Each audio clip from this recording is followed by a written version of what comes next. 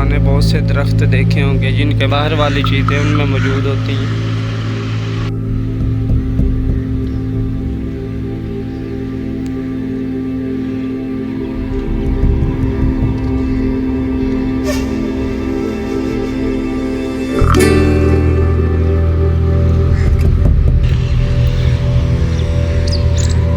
कब्रिस्तानों में आपने ऐसे पुराने बहुत से दरख्त देखे होंगे जिनके मतलब बहुत सी कहानियाँ भी लोग सुनाते हैं। इसी तरह का एक ये दरख्त है कई 100 साल पुराना, और ये वन का दरख्त है।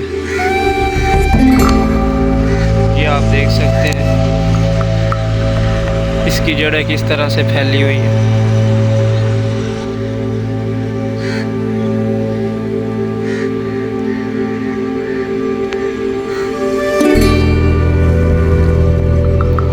इस तरह के दरख्तों के नीचे लोग बैठने से भी इज्तनाब करते हैं। वो कहते हैं कि इस तरह के दरख्त जो होते हैं वो असेब ज़दा होते हैं या बाहर वाली चीज़ें उनमें मौजूद होती हैं।